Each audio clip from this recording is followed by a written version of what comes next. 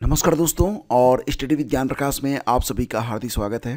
तो आज मकर संक्रांति है। सबसे पहले तो आप सभी को इस महापर्व की ढेर सारी बधाई और शुभकामनाएं। मैं कामना करता हूं कि ये दिवस आपके लिए उजाला लेकर आए, जीवन में सुख शांति लेकर आए और आप अपने उज्जवल भविष्य की ओर अग्रसर हों।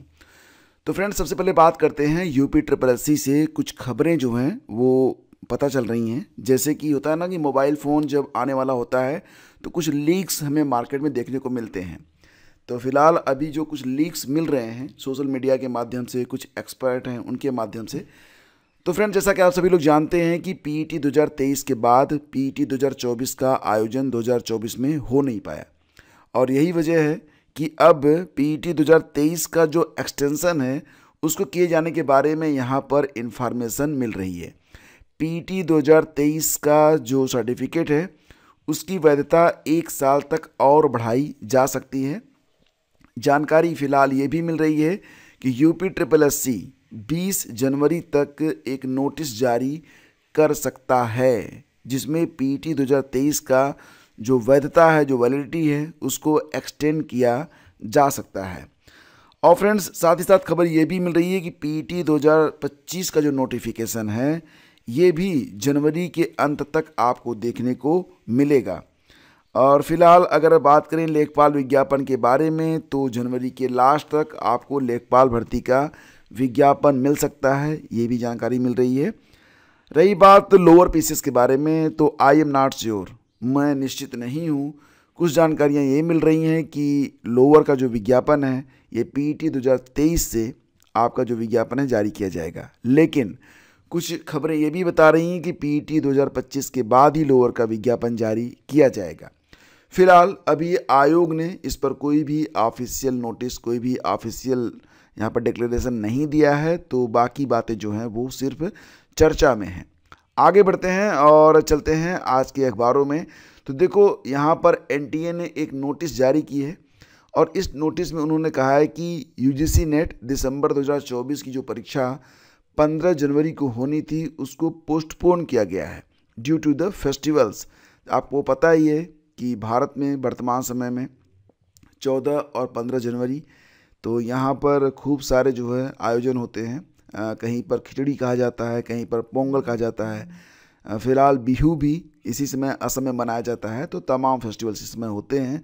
तो इसकी वजह से यहाँ पर जो परीक्षा होनी थी 15 जनवरी वाली उसको पोस्टपोन किया गया है। ठीक है, और ये कहा जा रहा है कि examination scheduled on 16 January 2025 will be conducted as per earlier schedule. यानी कि 15 वाली जो परीक्षा है इसके बारे में नोटिस यहाँ पर बाद में आपको मिलेगी, लेकिन जो 16 की परीक्षा है जैसे थी बिल्कुल उसे उसी प्रकार से किया जाएगा। कह रहे हैं ना कि in the interest of aspirants the National Testing Agency has decided to postpone the UGC NET December 2024 exam scheduled as on 15 January 2025 only. The new date of exam will announce later. तो अभी जो 15 जनवरी की परीक्षा होनी थी इसकी date आई नहीं है। 16 तारीख से परीक्षा जिस प्रकार से हो रही थी बिल्कुल उसी प्रकार से ये परीक्षा आपकी होती रहेगी, और इसके बारे में अपडेट आज के अखबारों में भी दे दी गई है। खैर, 16 वाले जो हैं वो तैयार रहें, उनके लिए कोई फेस्टिवल नहीं है। पहले तो उनकी परीक्षा है, पहले तो वो परीक्षा दे लें, उसके बाद देखा जाएगा। ठीक है, और फिलहाल महाकुंभ इस समय काफ़ी क्रेज है और जाना होना भी चाहिए, आप लोगों को जाना भी चाहिए, लेकिन यहाँ पर आप लोगों को बहुत ही सावधान रहने की ज़रूरत है। महाकुंभ की फर्जी वेबसाइट बंद पर ठगों का मोबाइल नंबर चालू। तो उत्तर प्रदेश सरकार के द्वारा जो ऑफिशियल वेबसाइट है सिर्फ उसी पर भरोसा करें, उस पर जो नंबर दिए गए हैं सिर्फ वहीं पर कॉल करें। बाकी जगह अगर आप कॉल करते हैं तो आपको पता ही है कि इस समय साइबर फ्रॉड अपने चरम पर है।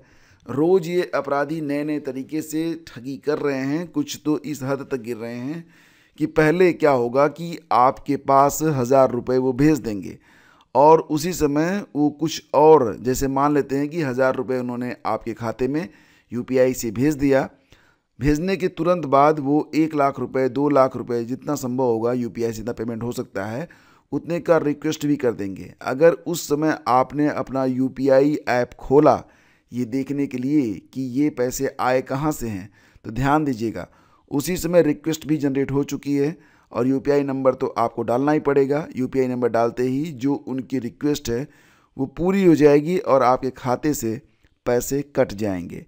तो अगर अननोन नंबर से आपके खाते में पैसा आता है तो ध्यान दीजिएगा फ्रेंड्स कि अगर अननोन नंबर से आपके पास आपके खाते में पैसा आता है, आपको एसएमएस मिलता है, तो कम से कम आधे घंटे तक अपने यूपीआई अकाउंट को कतई ना खोलें, यह घातक हो सकता है। ठीक है, ये बात बिल्कुल आप लोग ध्यान रखिएगा। बाकी होटल बुकिंग और बहुत सारी जो आपको यहाँ पर सुविधाएं मिलने वाली हैं, ये सुविधाएं नहीं हैं, सिर्फ ये चारा है आपको फंसाने के लिए। एनीवे आगे बढ़ते हैं। स्कूल में छात्राओं की शर्ट उतरवाने की आरोपी प्रिंसिपल का चैम्बर सील। झारखंड धनबाद की ये घटना काफ़ी चर्चा में रही है और यहाँ पर क्या हुआ था कि जिले के एक स्कूल में छात्राओं की शर्ट उतरवाने के मामले में जांच दल ने स्कूल का दौरा कर प्रिंसिपल का चैम्बर सील कर दिया है। इससे पहले झारखंड राज्य विधिक सेवा प्राधिकरण यानी कि झालसा ने मामले का स्वतः संज्ञान लेते हुए जिला विधिक सेवा प्राधिकरण DLSA को जांच के निर्देश दिए थे।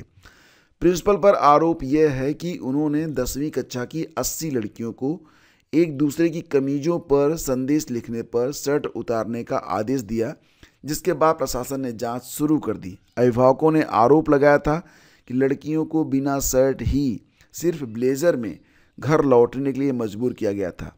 तो झालसा के निर्देश के बाद प्रधान जिला और सत्र न्यायाधीश व धनबाद DLSA के अध्यक्ष वीरेंद्र कुमार तिवारी ने 9 सदस्यीय कमेटी का गठन किया था।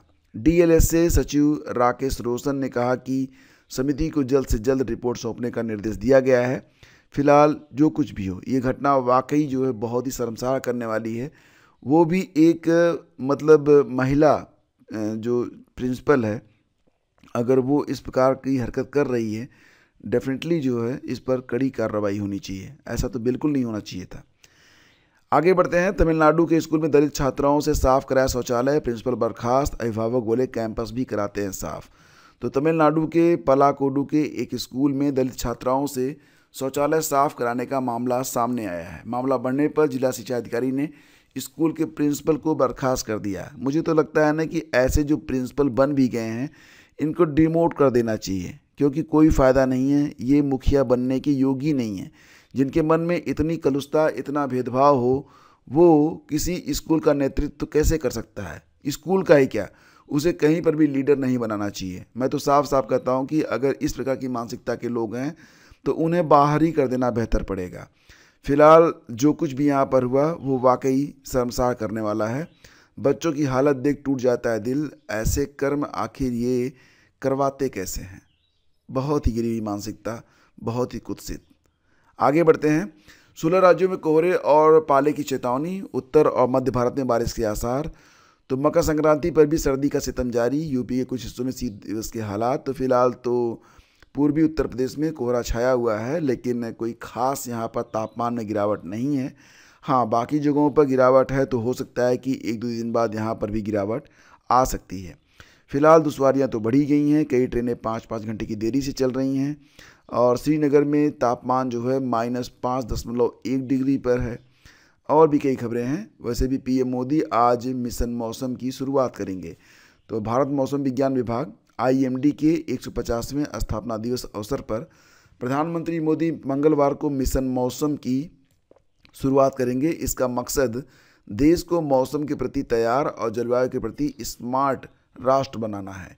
राष्ट्रीय राजधानी स्थित भारत मंडपम में सुबह करीब 10:30 बजे ये कार्यक्रम जो है ये आयोजित किया जाएगा। कृषि विभाग में 3000 पदों पर बहाली होने वाली है, लेकिन ये खबर पटना से है। कृषि विभाग में 3000 पदों पर नियुक्ति होगी। विभाग इसकी तैयारी में जुट गया है और इसमें 1000 पदों पर नियुक्ति की प्रक्रिया अंतिम चरण में है, जबकि शेष 2000 पदों पर नियुक्ति को लेकर विभाग में मंथन जारी है। शीघ्र ही इस पर विज्ञापन जारी किया जाएगा।